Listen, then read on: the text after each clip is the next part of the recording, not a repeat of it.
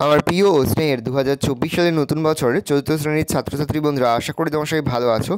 আজ আমরা যে বিষয়টি নিয়ে আলোচনা করব, চতুর্থ শ্রেণীর সেকেন্ড সামারি অর্থাৎ দ্বিতীয় পর্যায়ক্রমিক মূল্যায়নের গণিতের কোশ্চেন পেপার নিয়ে। দেখো, সরাসরি স্নেহগুলো চতুর্থ শ্রেণীর থার্ড সামারি অর্থাৎ ফাইনাল পরীক্ষার গণিতের কোশ্চেন পেপারে দেখতে পাচ্ছ। ফুল মার্কস তোমাদের রয়েছে 50, আর সময় তোমাদের রয়েছে 2 ঘন্টা। একে দাগে রয়েছে নিচের প্রশ্নগুলির উত্তর দাও। প্রতিটি প্রশ্নের মান 1 করে 1 × 10 = 10।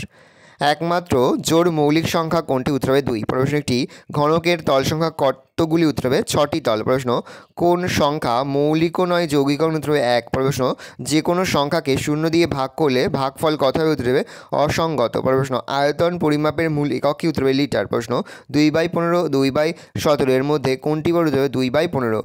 1 থেকে 100 পর্যন্ত মৌলিক সংখ্যা খোঁজার পদ্ধতির নাম কি? উত্তর হবে ইরাটোস্থেনিসের চালনী। পরের প্রশ্ন, 1, 9 ও 0, 3 দ্বারা গঠিত 4 অঙ্কের ক্ষুদ্রতম সংখ্যা কয়টি? উত্তর হবে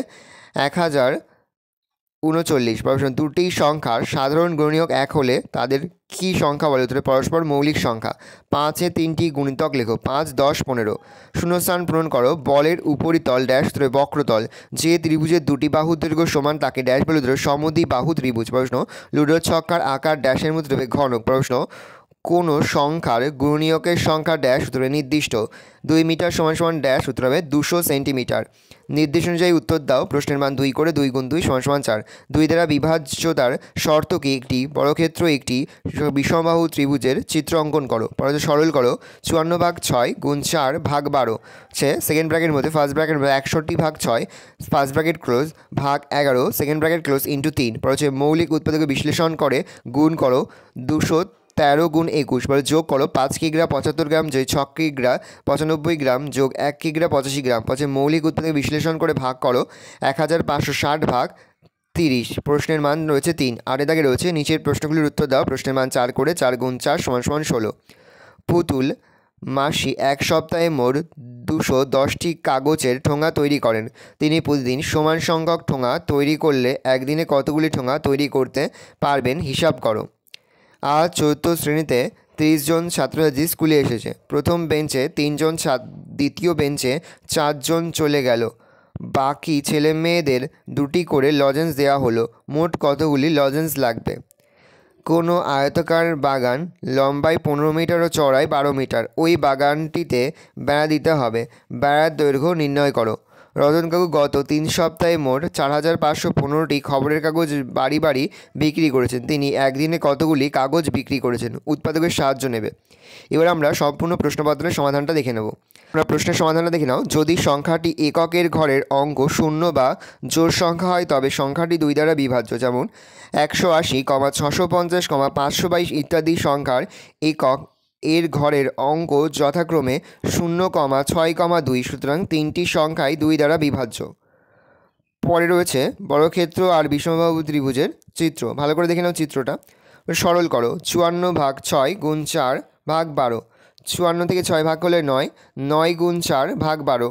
4 9 36, 36/12। 36কে 12 দিয়ে ভাগ করলে 3।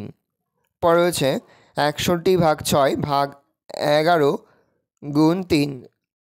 61 থেকে 6 বিয়োগ করলে 51 সেকেন্ড ব্র্যাকেটের মধ্যে 51/11 × 3। 51কে 11 দিয়ে ভাগ করলে 5, 5 × 3 = 15। মৌলিক উৎপাদকে বিশ্লেষণ করে গুণ করো। 213 × 21 উৎপাদক হচ্ছে 3 × 7। 213 × 3 639 × 7 4473। নির্ণীয় গুণফল হচ্ছে 4473। যোগ করো। 5 কিগ্রা 75 গ্রাম যোগ 6 কিগ্রা 95 গ্রাম যোগ 1 কিগ্রা 85 গ্রাম যোগ করলে হয় 12 কিগ্রা 255 গ্রাম। তাহলে পরের প্রশ্ন, মৌলিক উৎপাদকে বিশ্লেষণ করে ভাগ করো। 1560 ভাগ 30। 30কে মৌলিক উৎপাদকে বিশ্লেষণ করি। 30কে ভাঙলে হয় 2 15, 15কে ভাঙলে হয় 3 5। তাহলে 2 দিয়ে গেলে হয় 780, 3 দিয়ে গেলে হয় 260, 5 দিয়ে গেলে হয় 52। তার নির্ণীয় মৌলিক উৎপাদক হলো 52। 8 রয়েছে নিচের প্রশ্নগুলির উত্তর দাও। 8 ক, পুতুল মাসি 1 সপ্তাহে মোট 210টি কাগজের ঠোঙা তৈরি করেন। তিনি প্রত্যেক দিন সমান সংখ্যক ঠোঙা তৈরি করলে একদিনে কতগুলি ঠোঙা তৈরি করতে পারবেন? হিসাব করি। আমরা জানি 1 সপ্তাহ সমান সমান 7 দিন। পুতুল মাসি 7 দিনে তৈরি করেন 210টি ঠোঙা। পুতুল মাসি একদিনে তৈরি করেন 210 বাই 7 কাটাকুটি করলে হয় 30টি ঠোঙা। তাহলে পুতুল মাসি একদিনে 30টি ঠোঙা তৈরি করতে পারবেন। আজ চতুর্থ শ্রেণীতে 30 জন ছাত্রছাত্রী স্কুলে এসেছে। প্রথম বেঞ্চ থেকে 3 জন, দ্বিতীয় বেঞ্চ থেকে 4 জন চলে গেল। বাকি ছেলেমেয়েদের 2টি করে লজেন্স দেওয়া হলো। মোট কতগুলি লজেন্স লাগবে? চতুর্থ শ্রেণীতে ছাত্রছাত্রী এসেছে 30 জন। প্রথম বেঞ্চ ও দ্বিতীয় বেঞ্চ থেকে চলে গেল 3 যোগ 4 সমান সমান 7 জন। বাকি ছাত্রীর সংখ্যা 30 মাইনাস 7 সমান সমান 23 জন। 23 জন ছাত্রছাত্রীকে 2টি করে লজেন্স দেওয়া হবে। 23 ইন্টু 2 তাহলে হচ্ছে 46টি। তাহলে মোট 46টি লজেন্স লাগবে। কোনো আয়তকার বাগান লম্বায় 15 মিটার ও চওড়ায় 12 মিটার। ওই বাগানটিতে বেড়া দিতে হবে। বেড়ার দৈর্ঘ্য নির্ণয় করা। আয়তকার বাগানের পরিসীমা 2 ইন্টু দৈর্ঘ্য প্লাস প্রস্থ। তাহলে 2 ইন্টু দৈর্ঘ্য হচ্ছে 15, প্রস্থ 12।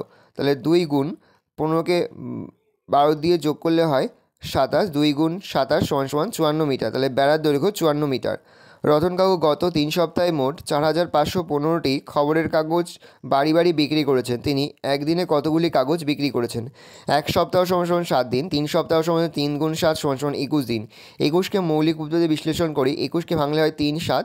তাহলে প্রথমে 3 দিয়ে গেলে হয় 1505, 7 দিয়ে করলে হয় 215। তাহলে রতন কাকু একদিনে 215টি কাগজ বিল করেছেন।